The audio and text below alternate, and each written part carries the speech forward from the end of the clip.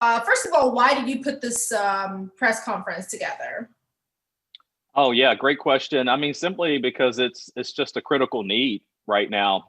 This is an issue that we've been working on going back to May. So the Restaurants Act was actually originally filed back in May with the House. That we've been working on this issue all year long with Congress. Congress has been stalled out on a number of measures, and the Restaurants Act being one of them. And we were always optimistic, or maybe we were just hopeful that we could get something done before it got cold outside.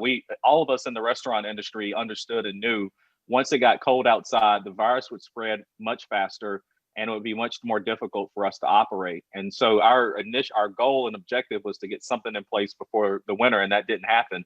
And so now we've reached this really critical point, and we're sounding all the alarms, which is why we've reached out to our Triad Mayors, and we're calling on the mayors to call on the Senate, specifically being Senator Burr, because Senator Tillis is a co-sponsor of the Restaurants Act in the upper chamber. But we need Senator Burr and Senator Tillis to really push their colleagues forward, and let's get something done, or we're going to lose 75% of our restaurants over the winter. Okay, so let me backtrack. I know you're a restaurateur yourself. How is your business doing? We're not doing well. I'm partners in a few different restaurants that are still operating, but they're operating at very deep losses right now. I mean, we're not making any money. We're just doing what we can to keep our employees working and, keep the lights on and feeding our customers that need us. But I'm also part of a restaurant in Winston-Salem, Zesto, where we were located in East Winston-Salem, which is a food desert. And we served a lot of low-income residents in that community. If you think about food deserts in any low-income community, restaurants typically provide 50% of the food for the people who live, the residents who live in those neighborhoods. And so our restaurant has been closed down since July. And the longer it stays closed, the more we wrestle with whether or not we can ever reopen. And so not only is that obviously a loss for us in terms of business owners and entrepreneurs, but it's a loss for that neighborhood and community that don't have enough food options. And we're getting ready to go into the cold winter months.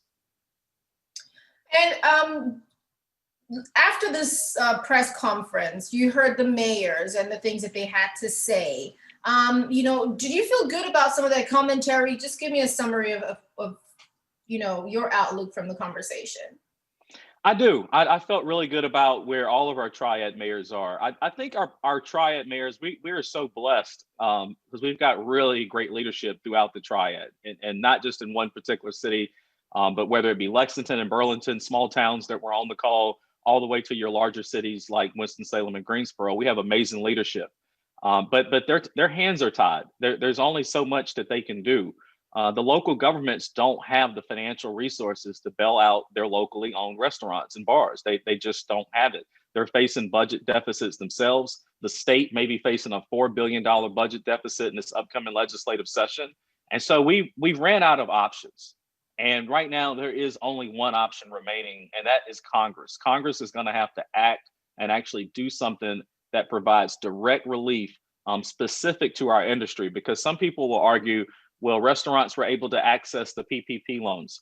Okay, but every industry was able to access the PPP loans. The restaurant and the hospitality industry is really special. We've had more job losses.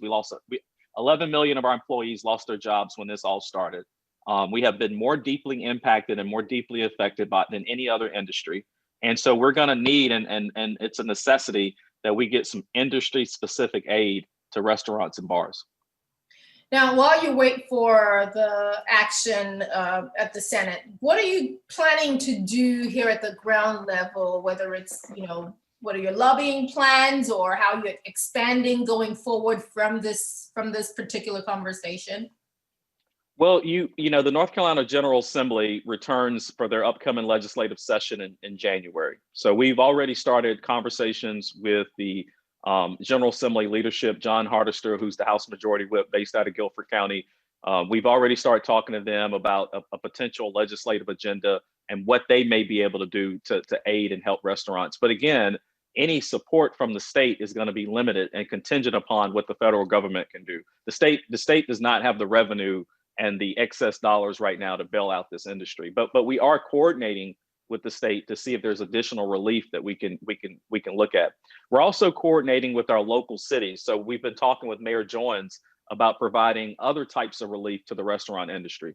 So that might be a moratorium on utility expenses, some help with parking, being able to expand parking, other smaller things that local government can do that will provide some type of relief. It may not be significant like what we're asking for from the federal government, but some type of relief that we can provide the restaurants through the winter. And then the last thing that we're doing is we're putting together a public service announcement campaign where we are really going to try to educate the residents and our customers throughout the region that it is safe to come into a restaurant, that our restaurant owners are doing everything humanly possible to not only keep their customers safe, but also keep their employees safe.